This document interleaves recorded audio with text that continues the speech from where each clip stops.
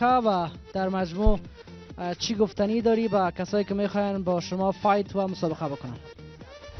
به نام خدا عبدالسمیع ولی هستم، یک تن از قهرمانان رشته فری فایت و ما به تمام میمیکاران افغانستان احترام دارم به خاطر که علاقمند فایت هستم.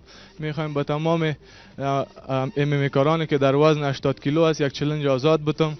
هر کس که علاقمند فایت است در راوند بعد در دوره بعد با این کمربند میخوایم امروز سر از این کمربند فایت کنم. خب آیا کسی هست که با سمی چالش بده و چالش بپذیره؟ میتونه بیای داخل رینگ.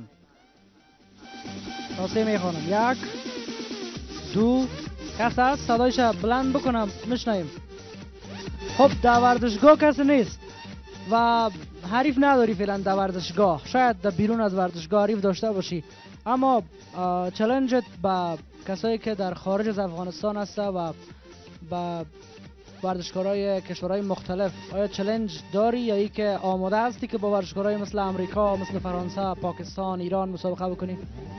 ما چیزی گفتنی ندارم، فقط از کسی ترس ندارم، علاقمند فایت هستم، چی در خارج باشه چی در داخل فایت میکنم دیگه. اگه بردم مغرور نمیشم، اگه باختم مایوس نمیشم.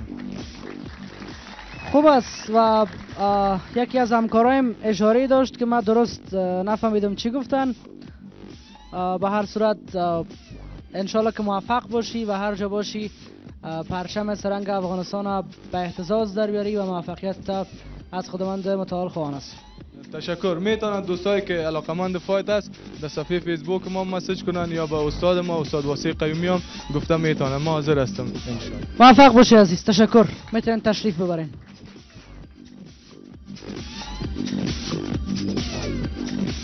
خب از